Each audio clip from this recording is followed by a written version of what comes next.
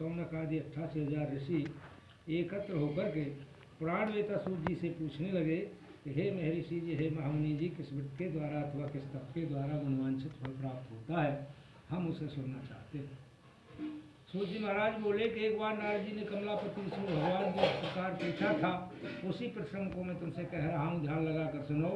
एक बार नारद जी दूसरों पर कृपा करने की इच्छा से अनेकानेक लोकों में घूमते घूमते मृतलोक में आए और मृतलोक के मनुष्यों को तरह तरह के कलेशों से दुखी देखकर नारद जी ने सोचा प्राणों का दुख किस प्रकार दूर हो सकता है। ऐसा मन में विचार करके नारद जी विष्णु लोक के लिए चले गए। वहाँ शुक्ल वर्ण वाले 4 भुजाओं वाले शंख चक्र गदा पद्म वाला धारण किए हुए नारायण भगवान को देखा और नारायण जी को देखकर नारद जी स्तुति करने लगे। हे अनंत शक्ति संपन्न वनवानी सहगम गोचर महाराज, आपको मेरा प्रणाम। प्रभु आप निर्गुण भी हो, सगुण भी हो, आदि मध्य भी हो, अनरहित भी हो, समस्त लोगों के प्राणियों के आप कारण हो, भक्तों के कष्ट को दूर करने वाले हो। हे प्रभु आपकी जय हो। तो ऐसे को सुनकर के श्री विष्णु भगवान नारद जी से कहने लगे, थे नारद, तुम यहाँ क्यों आए हो? तुम्हारे मन में क्या है? हे मुने, वह अपना मनोरथ मुझसे कहो, मैं उन सब का उत्तर दूंगा। तो नारद जी कहने लगे, प्रभु मैं सारी कथा आपको सुनाता हूँ। जो मृतलोक के निवासी प्राणी हैं, तरह तरह के कलेशों से, पाप कर्मों से पीड़ित हो रहे हैं। भगवान उनके इस कष्ट को दूर करने के लिए मैं आपको कोई उपाय पूछना चाहता हूँ, अगर आपकी कृपा हो जाए तो। भगवान बोले, नारद जी ध्यान लगा कर सुनो।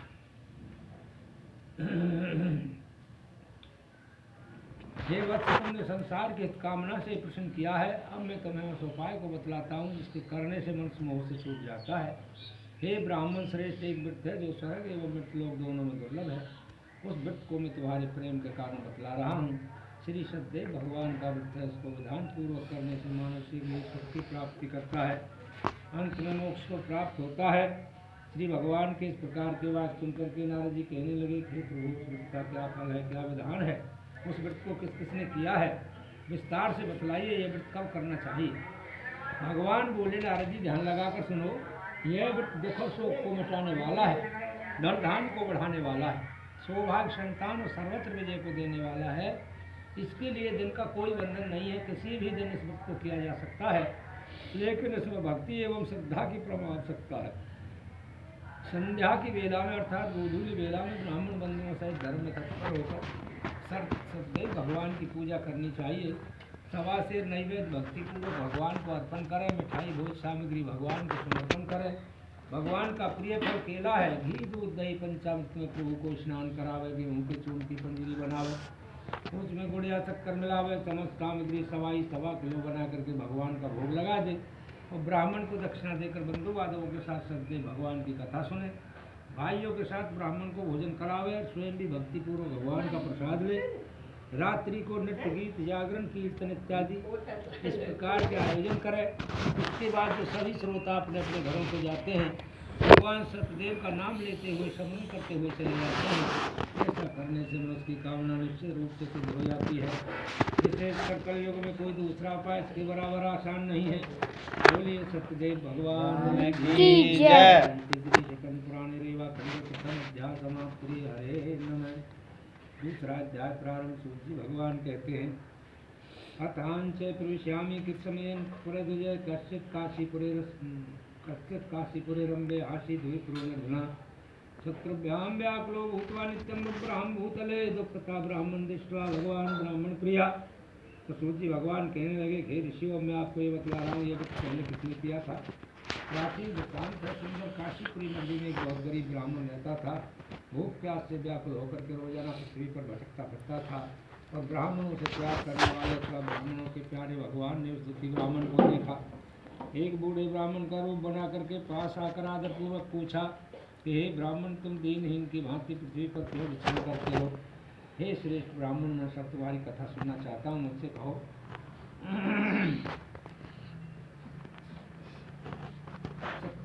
तो ब्राह्मण जो था वह बोला, महाराज, मैं जाति का ब्राह्मण हूँ, बहुत गरीब ब्राह्मण हूँ, भिक्षा के लिए पृथ्वी पर घूमता हूँ। हे प्रभु, यदि आप इससे मुक्ति का उपाय जानते हो तो बतलाने की कृपा करें।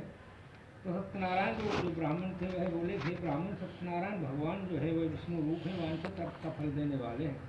उन्हीं का तुम पूजन करो और उस उत्तम व्रत को करो जिसके करने से मनुष्य सब दुखों से मुक्त हो जाता है। और उस वृत्त का विधान भी जैसे पहले बता चुका हूँ ब्राह्मण को यथन पूर्वक बतला करके बूढ़े ब्राह्मण का रूप धारण करने वाले सब भगवान में अंतर ध्यान हो गए। अब जो उस बूढ़े ब्राह्मण ने कहा मैं इस व्रत को जरूर करूँगा, ऐसा सोच करके भिखारी ब्राह्मण को रात भर निद्रा नहीं आई। वह प्रातः काल उठा, आज मैं सदैव भगवान का व्रत करूँगा, ऐसा संकल्प करके मन में विचार करके हाथ में जल चावल लेकर के वह ब्राह्मण भिक्षा के लिए चल दिया। उस दिन उस भिखारी ब्राह्मण को भिक्षा में बहुत अधिक धन मिला और उससे उसने बंधु बांधवों के साथ श्री सदैव भगवान का व्रत आचरण किया।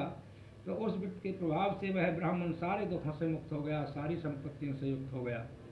तब से वह ब्राह्मण हर महीने इस व्रत को करने लगा और व्रत को करने से वह ब्राह्मण सब पापों से मुक्त हो गया, दुर्लभ मोक्ष को प्राप्त किया। तो इस व्रत को पृथ्वी पर जो मनुष्य कर लेगा वह सब दुखों से दूर हो जाएगा, ऐसा नारायण भगवान ने नारद जी को बताया था। हे ऋषियों, आपसे और क्या कहूँ। तो ऋषि बोले महाराज, क्या उस ब्राह्मण से सुनकर किसी और ने भी इस व्रत को किया है? हे इंद्राज, इस संपूर्ण वृत्तांत को हम सुनना चाहते हैं, हमारे अंदर बड़ी श्रद्धा उत्पन्न हुई है।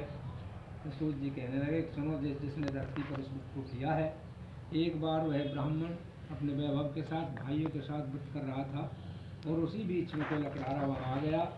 बाहर लकड़ियों के गट्ठे को रख के ब्राह्मण के मकान में गया और प्यास से दुखी उस लकड़हारे ने ब्राह्मण को व्रत करते हुए, अनुष्ठान करते हुए देखा।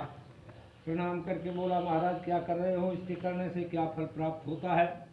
ब्राह्मण बोला, भैया ये सब कामनाओं की पूर्ति करने वाला श्री सदैव भगवान का व्रत है, उन्हीं की कृपा से मेरे धन दान हुआ है। तो उस ब्राह्मण से ऐसे सदैव भगवान के व्रत के विषय में सुनकर के लकड़ी बेचने वाला बड़ा प्रसन्न हुआ। जल पीकर प्रसाद लेकर अपने नगर की ओर चल दिया और वह सोचता जा रहा था कि आज लकड़ी बेचने से जो भी धन मिलेगा उसी से सदैव भगवान का उत्तम व्रत करूँगा। ऐसा मन में विचार करके लकड़ियों के गट्ठे को सिर पर रख करके वह अपने नगर की ओर चल दिया। वह उस नगर की ओर चल दिया जिसमें धनवान लोग रहते थे और उस दिन उसे लकड़ियों का मूल्य दुगना प्राप्त हुआ। तो फिर उसने प्रसन्न मन से पके केले के फल, शक्कर, घी, दूध, गेहूँ का आटा सभी सवाई मात्रा में लिया, लेकर अपने घर गया और सब भाई बाधों को लाकर के विधिपूर्वक भगवान का व्रत किया। उस व्रत के प्रभाव से लकड़हारा धनपुत्र आदि से युक्त हुआ और इस लोक में सुख पाकर अंत में सबसे धन को चला गया। बोलिए सतदेव भगवान की जय। श्री हरे नमः। तीसरा अध्याय प्रारंभ। सूर्य जी भगवान कहने लगे, पुराणुग्रह प्रविश्यामि श्रुतम मुनिस्तम प्रावलको नामे नृत्यस्ति महामति जितेन्द्रिय सत्वादि एवं देवालयम प्रति दिने दिने धर्म दत्वा सेतु जान तोषण सुधी। तो सूर्य जी बोले, हे मुनि श्रेष्ठों, मैं तुमसे आगे की कथा कह रहा हूँ। प्राचीन काल में उल्खामुख नाम का एक महान विद्वान राजा था, बड़ा जितेंद्रिय सत्य बोलने वाला था।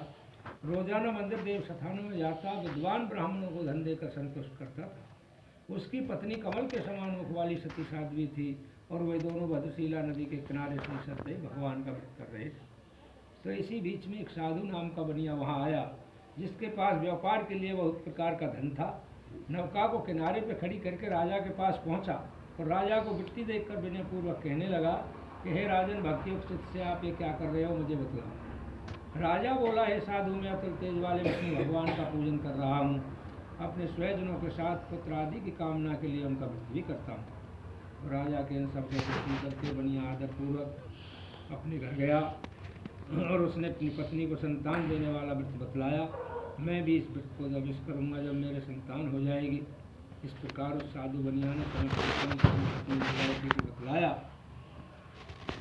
एक दिन प्रभु कृपा से उसकी पत्नी लीलावती पति के साथ आनंदित हो धर्मपरायण होती हुई भगवान सतदेव की कृपा से उसके 10वें महीने एक कन्या रूपी रतन पैदा हुआ और वह कन्या दिन दिन इस तरह बढ़ने लगी जैसे शुक्ल पक्ष का चंद्रमा बढ़ता है। तो बनिया ने अपनी पुत्री का नामकरण संस्कार कर दिया, लड़की का नाम कलावती रख दिया। इसके बाद लीलावती ने मधुरता पूर्वक प्रेम पूर्वक कहा कि हे स्वामी, आपने जो संकल्प किया था उस व्रत को क्यों नहीं करते? बनिया बोला, हे प्रिय, इस काम को, इस पूजा को मैं इस कन्या के विवाह के समय करूँगा। और अपनी पत्नी को इस प्रकार विश्वास दे करके बनिया नगर की ओर चला गया। इतने समय में कलावती अपने पिता के घर में सियानी हुई और एक दिन बनिया ने सहेलियों के साथ कन्या को नगर में खेलते हुए देखा। कन्या को विवाह घर में बनिया ने अपनी पत्नी से विचार विमर्श किया, शीघ्र ही दूत को भेजा कि हे दूत, तुम जाओ और मेरी पुत्री के लिए कोई योग वर तलाश करके आओ। तो बनिया की आज्ञा पाकर के दूत कंचन को नगर को चला गया और वहाँ से वह दूत एक बनिया के पुत्र को लेकर आया। सुंदर गुणवान वह इस पुत्र को देख करके बनिया ने अपनी पुत्री का विवाह बनिया के लड़के के साथ कर दिया, परंतु भाग्य की बात यह है भगवान के व्रत को करना भूल गया। सत्यदेव भगवान विवाह के समय बनिया से नाराज हो गए। काल के वशीभूत निज कर्म में निपुण वह बनिया जमाई के साथ शीघ्र ही व्यापार के लिए चल दिया और समुद्र के किनारे स्थित सुंदर रतनपुर नगर में जाकर के दोनों सुसर जमाई ने व्यापार प्रारंभ कर दिया। इसके उपरांत राजा चंद्रकेतु के नगर में भी गए, तो इसी समय भगवान सत्यनारायण प्रभु ने से भीष्म प्रतिज्ञा देख करके श्राप दिया कि बनिया को महान दुख प्राप्त होगा। एक दिन उस चंद्रकेतु के खजाने को चोरों ने चुराया और वह चोर वहां आ गए जहाँ बनिया ठहरे हुए थे। पीछे पीछे राजा के दूत, आगे आगे चोर। आते हुए दूतों को देखकर डरकर चोरों ने उस धन को वहीं रख दिया जहाँ ये बनिया ठहरे हुए थे और चोर जंगल में गायब हो गए। जब राजा के दूत उन वैश्यों के पास आए, राजा के धन को वहाँ पर रखा हुआ देखा तो दोनों वैश्य पुत्रों को बांध कर ले गए। प्रसन्नता पूर्वक ये दूत राजा के पास गए। महाराज, हम 2 चोर पकड़ कर लाए, इन्हें देख कर आज्ञा दीजिए। तो राजा से आज्ञा पाकर के उनको बिना विचारे महाकारागार में डाल दिया। और ये भी सत्यदेव भगवान की माया है, उनका कहना किसी ने भी नहीं सुना। उनका पहला धन भी राजा ने ले लिया और उन्हीं सत्यदेव भगवान के श्राप से उनकी पत्नी भी घर पर बहुत दुखी हुई। घर में जो भी धन था चोरों ने चुरा लिया। आदि मानसिक व्याधि उन्होंने घेर लिया। भूख प्यास से व्याकुल हो गई, अन्न की चिंता में दर दर डोलने लगी। तो कलावती कन्या भी प्रतिदिन भोजन की तलाश में घूमने लगी।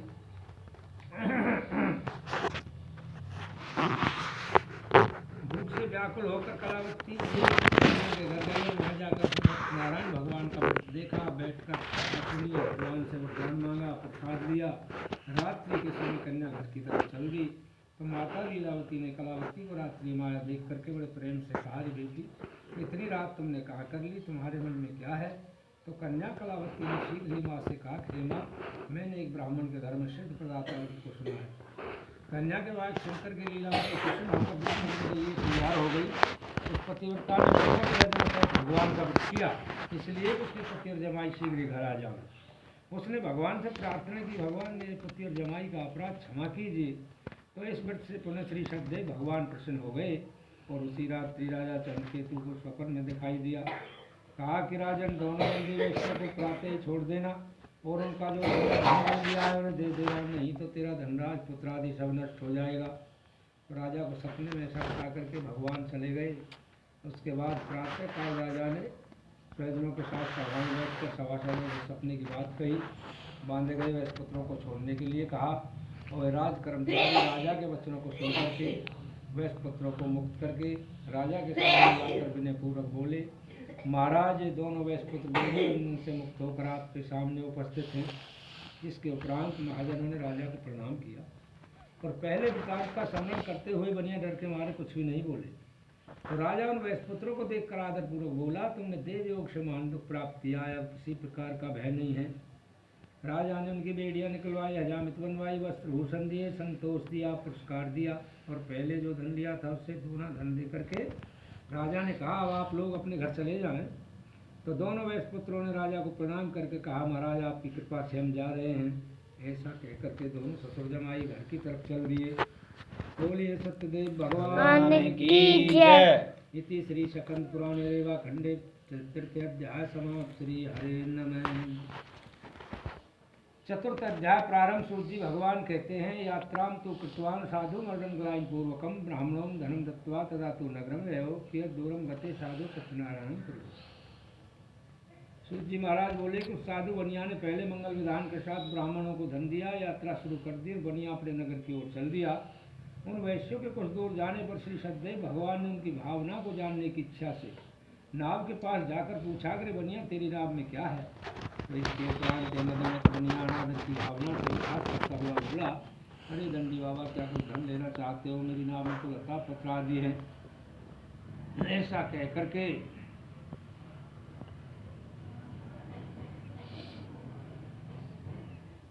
तो भगवान उनके ऐसे निष्ठुर वचनों को सुनकर के बोले, जा तेरा वाक्य तुझे सत्य हो। और ऐसा कह करके दंडी स्वामी वहाँ से चले गए। दूर जाकर समुद्र के किनारे आसन लगाकर बैठ गए। दंडी बाबा के चले जाने पर बनिया ने नित्क्रिया की, ऊंचा उठा देखा, बनिया परम आश्चर्य में पड़ गया। देखा नाव में धन धान कुछ भी नहीं है, लता पत्र आदि है। मूर्छित होकर के पृथ्वी पर गिर पड़ा और होश आने पर बहुत चिंता युक्त हुआ। इसके बाद उसके जमाई ने कहा कि आप शोक क्यों करते हो, ये श्राप तो दंडी बाबा का दिया हुआ है, वे सब कुछ करने में समर्थ है, इसमें कोई संशय नहीं है। अतः उन्हीं की शरण में जाने से मनोकामना की पूर्ति होगी। जमाई जी के वचनों को सुनकर तिगड़िया दंडी स्वामी जी के पास गए और दंडी बाबा को देखकर भक्ति पूर्वक प्रणाम करके आदर सहित बोले, अरे दुर्बुद्धि, तूने बार बार मेरी आज्ञा से दुख प्राप्त किया है। श्री भगवान के इस प्रकार के बात सुनकर के बन्या का पुत्र भगवान की स्तुति करने लगा। हे प्रभु, आपकी माया से ब्रह्मा आदि देवता भी मोहित हो जाते हैं, वे आपकी गुण रूप और लीला को नहीं जान पाते। महाराज, मैं मूर्ख प्राणी हूँ, आपकी माया से मोहित हूँ, आपको कैसे समझ सकता हूँ। आप मुझ पर प्रसन्न हों, मैं आपकी अपने वैभव के अनुसार पूजा करूँगा। महाराज, मैं आपकी शरण हूँ, आप मेरी रक्षा करें, मेरी पहले जैसी धन संपत्ति हो जाए। तो बनिया के भक्तियुक्त वाक्य सुन करके भगवान प्रसन्न हो गए और उसको मनवांछित वर देकर वहाँ से अंतर ध्यान हो गए। जब नाव पर चढ़कर नाव को धन से भरा देखा तो बनिया बोला, भगवान सत्यदेव की कृपा से मेरी मनोकामना पूर्ण हो गई है। ऐसा कहकर के सूरजों के साथ और सत्यदेव भगवान का यथाविधि पूजन करके और सीता के साथ पूजा को पूरा करके नाव को तैयार करके बनिया अपने देश के लिए चल दिया। और साधु बनिया अपने जमाई से कहने लगे, देखो हमारी रतनपुरी नगरी आ गई है।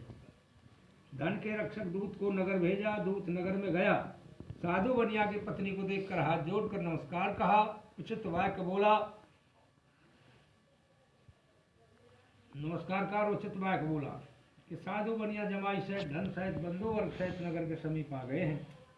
तो दूत के मुख से बात सुन करके लीलावती बड़ी प्रसन्न हुई और उसी समय सत्यदेव भगवान की पूजा से कहने लगी, तेरी मैं दर्शन को जा रही हूँ, तुम शीघ्रता से आना। ऐसे माता के वाक्य सुनकर के को समाप्त करके प्रसाद को त्याग के वह भी पति दर्शन के लिए चली गई। इससे सदैव भगवान नाराज हो गए। भगवान ने उसके पति नाव धन को जल में डुबो दिया और जब कलावती ने अपने पति को नहीं देखा तो महान दुखी होकर रोती हुई पृथ्वी पर गिर पड़ी। नाव की यह हालत देखकर कन्या को दुखी देखकर साधु डरकर सोचने लगा, ये क्या आश्चर्य हुआ। साथ ही सब नौकाचालक भी चिंता पड़ गए और लीलावती अपनी कन्या कलावती की इस हालत को देखकर बहुत दुखी हुई। बहुत दुख के साथ विलाप करती हुई अपने पति से कहने लगी कि इस समय नाव के साथ जमाई कहाँ लोप हो गए, न जाने कौन देवता के प्रकोप से नाव का हरण हुआ है।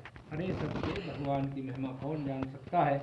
ऐसा कह करके रोने लगी और लीलावती ने अपनी कन्या कलावती को अपनी गोदी में ले लिया। इसके उपरांत कलावती ने अपने स्वामी को नष्ट हुआ समझकर दुखी होकर खड़ांगू लेकर सती होने का निश्चय कर लिया। कन्या के इस कृतक को देख करके लीलावती सहित साधु बनिया अत्यंत शोक से पीड़ित हुए और धर्मात्मा ने सोचा, सत्यदेव ने नाव एवं जमाई का हरण किया है, सत्यदेव भगवान की माया है। उसने सबको बुलाकर अपना मनोरथ कहा, मैं अपने वैभव के अनुसार स्वरूप के अनुसार भगवान सत्यदेव की पूजा करूंगा। पृथ्वी पर दंडवत प्रणाम किया, बार बार प्रणाम किया। इससे दीनानाथ तभी आकाशवाणी हुई, भक्तवत्सल भगवान बोले, अरे साधु बनिया, तेरी पुत्री मेरे प्रसाद को छोड़कर पति दर्शन के लिए चली आई है, इसी कारण तेरी कन्या का पति अदृश्य हो गया है। यदि तेरी कन्या घर जाकर प्रसाद पाया के आवे तो उसका पति उसे अवश्य मिल जाएगा। तो कलावती आकाशवाणी सुनकर घर गई, जाकर प्रसाद ग्रहण किया, पुण्य आकर पति के दर्शन किए। इसके उपरांत कलावती अपने पिताजी से बोली, अब घर चलो, क्यों देर करते हो। तो कन्या के वाक्य सुनकर के लीलावती प्रसन्न हो गई। कन्या के वाक्य सुनकर के बनिया प्रसन्न हो गया और प्रसन्न वह धन को लेकर भाई बाधों सहित अपने घर चला गया। पूर्णमासी व संक्रांति को सदैव भगवान का पूजन करने लगा और इस लोक में सुख पाकर अंत में सतपुर धाम को चला गया। बोले सदैव भगवान की जय। पुराणे रेवा खंडे चतुर्थ अध्याय समाप्त। श्री हरे नमः। पंचम अध्याय प्रारंभ। सूर्य जी भगवान कहते हैं कि हे श्रोताओं, मैं आपसे एक कथा और कह रहा हूँ, आप लोग सुने। प्राचीन काल में तुंगध्वज नाम का महान प्रजापालक राजा था और उसने भी सबसे भगवान के प्रसाद को त्याग कर जब प्राप्त किया। कथा इस प्रकार है, एक बार वह राजा वन में शिकार खेलने आया और बड़ के पेड़ के नीचे आया।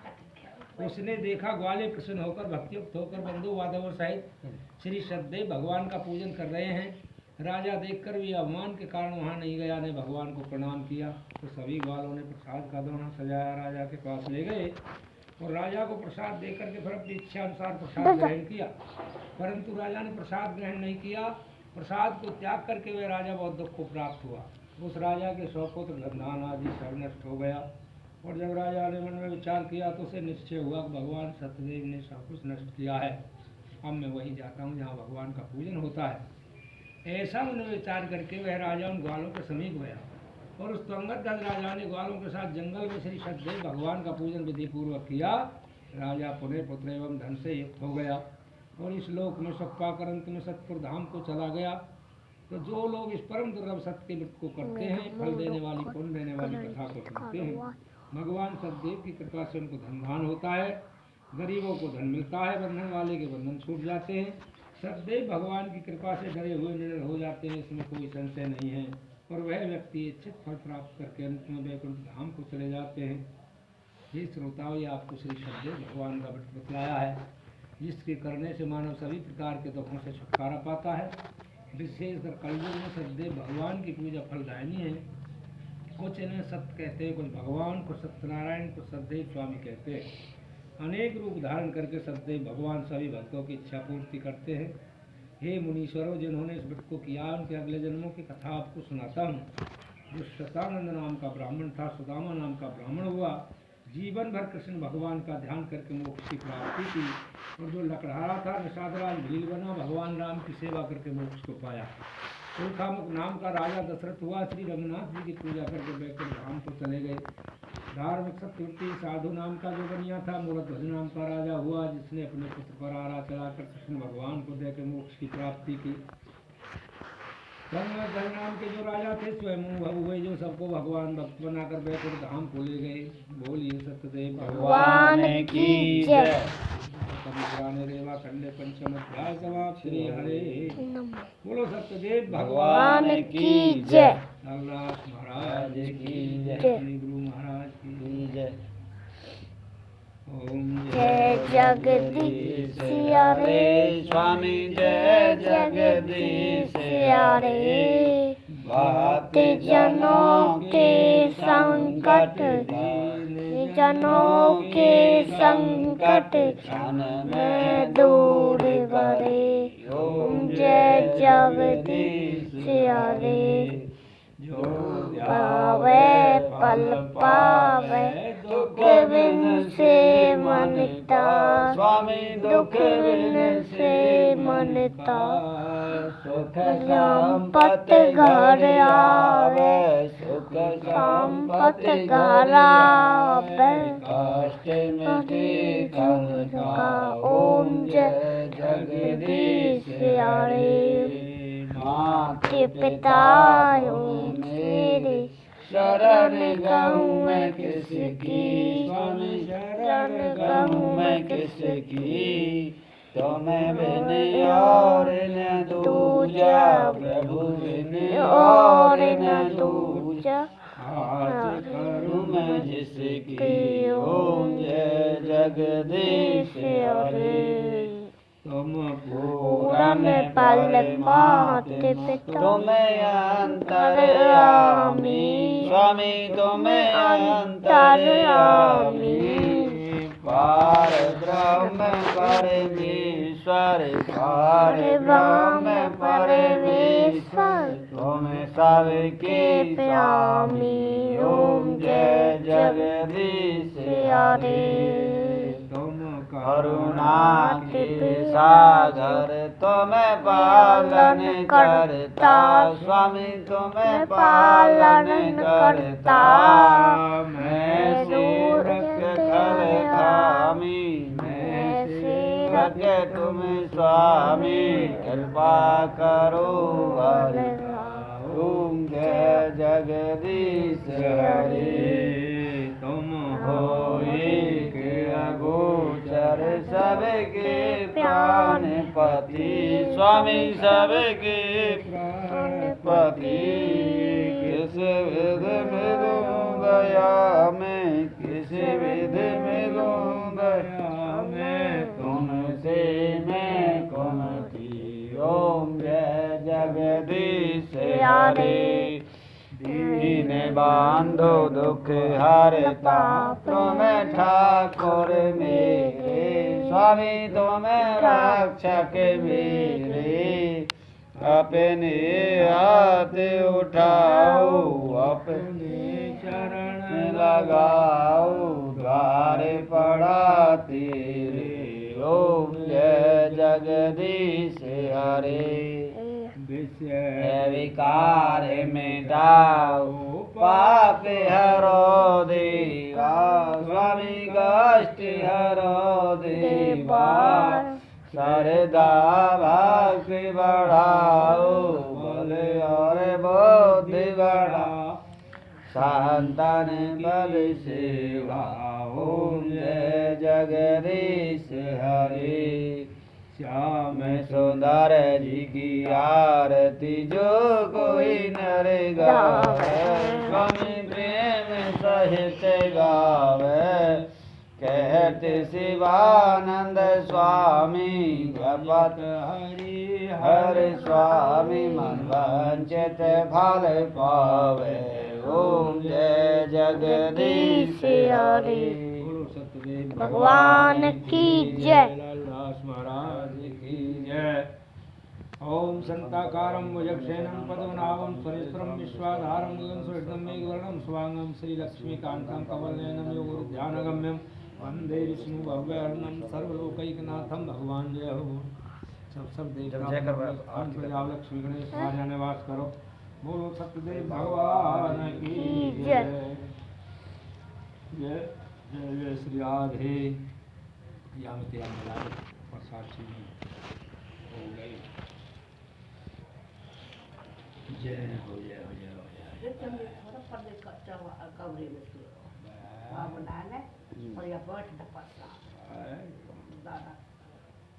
जय हो।